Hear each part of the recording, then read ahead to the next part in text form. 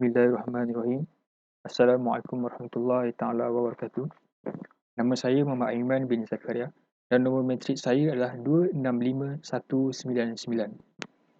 Jadi setelah semua-semua itu dimasukkan pada setiap aktiviti, kita akan set dia punya baseline dengan cara kita pergi kepada projek dan klik kepada set baseline.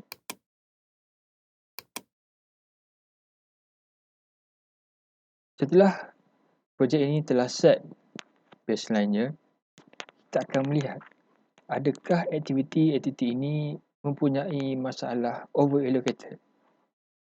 Dengan cara kita dapat melihat adanya satu logo manusia berwarna merah di bahagian kiri ataupun di bahagian information indicator. Di sini terdapat 3 aktiviti yang berada dalam keadaan over-allocated, iaitu di bawah penutupan, itu di bawah sub kerja pembersihan dan juga di mobilasi. Untuk mengetahui apakah sumber yang menyebabkan setiap aktiviti ini berada di dalam keadaan overallocated, kita dapat lihatnya di bahagian resource graph.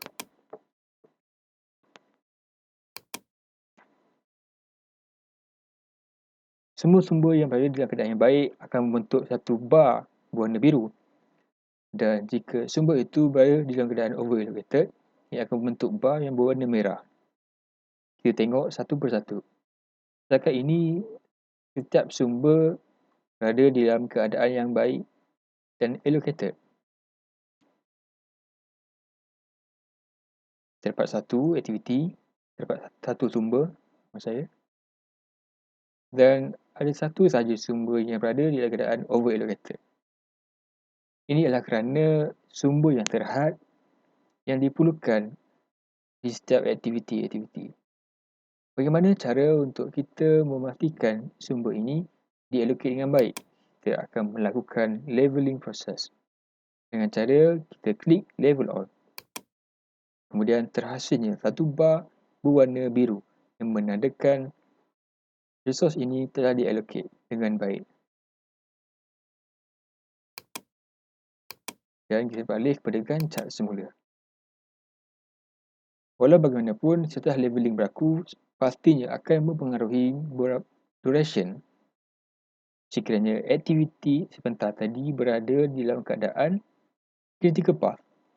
Kita akan tengok. Kita clear leveling semula. Kita dapat lihat berlaku penambahan masa, iaitu pada asalnya 210 hari yang setelah di level telah dianjakkan selama 3 hari, iaitu selama 213 hari. Keadaan ini adalah kerana aktiviti itu tadi berada dalam keadaan critical path. Setelah di level, kita akan memasukkan progress untuk menunjukkan sejauh mana progres kerja ini telah berlangsung. Setakat ini, kerja ini telah bermula pada kerja ukur tapak dan telah siap 100%, dan bermulanya pada 7 Jun dan telah siap sehingga ke bahagian pembinaan acuan tiang di bawah sub kerja pembinaan tiang di tingkat yang kedua. Secara keseluruhannya, kerja pembinaan dua tingkat ini telah siap sebanyak 50% dan menggunakan lagi 50% pekerjaan, 50% kerja untuk memastikan pembinaan dua tingkat ini siap sepenuhnya dan sedia untuk dipindah bilik.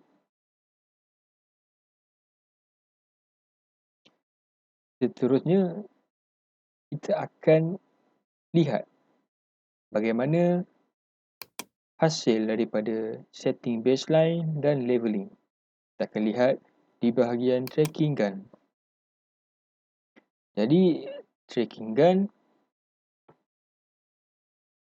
tujuannya adalah untuk kita melihat bagaimana kemajuan tugas dari semasa ke semasa dan nilaikan dia punya kelonggaran dan kekurangan antara tugas. Itu juga boleh mengesan kemajuan dengan membandingkan tarikh mula dan selesai yang dirancang dan sebenarnya, dan dengan memeriksa peratusan penyelesaian setiap tugas. Jadi tadi setelah masuk dia punya progres, iaitu sebanyak 50% secara totalnya, dan kita dapat lihat di sini setelah di set baseline, munculnya satu line berwarna biru di bahagian bawah, line berwarna kelabu di bahagian bawah.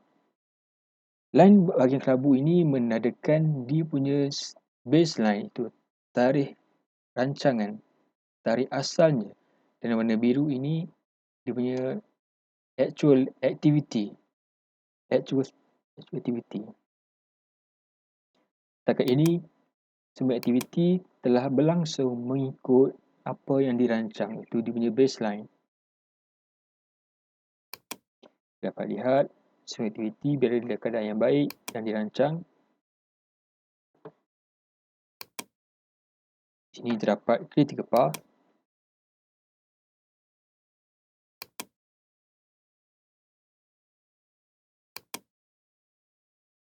Di sini terdapat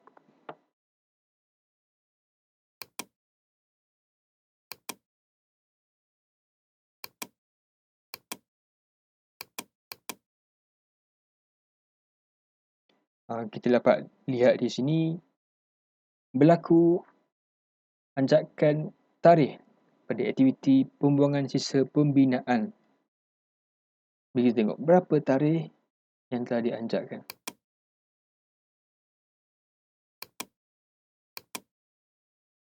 Kita tengok di bahagian aktiviti pembuangan sisa pembinaan, pada awalnya 2 hari dan setelah di level 4 hari, maka ini akan menyebabkan kerja-kerja itu akan lari daripada baseline-nya. Dan ia juga akan mempengaruhi aktiviti yang seterusnya. Kita lihat semula di bahagian aktiviti pengeluaran peralatan. Maka aktiviti ini tidak mempengaruhi, tidak terpengaruh, dan pengeluaran sewaktu ini terpengaruh.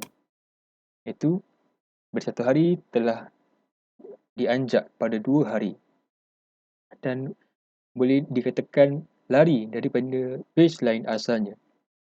Disebabkan ini adalah critical path, aktiviti di bawahnya turut terkesan. Umum kita ketahui bahawa sekiranya satu critical path itu, satu aktiviti dalam critical path itu tidak dapat disiapkan mengikut tarikh, maka aktiviti yang seterusnya akan turut terkesan. Ini antara contoh yang dapat saya tunjukkan. 3 bawah ini bukan antara contoh yang paling utara. Dapat lihat yang warna biru, baseline-nya, yang warna merah bukan aktiviti yang terpaksa dianjakkan, itu tidak berada di dalam baseline-nya. Jadi, itu saja daripada saya. Sekian, terima kasih.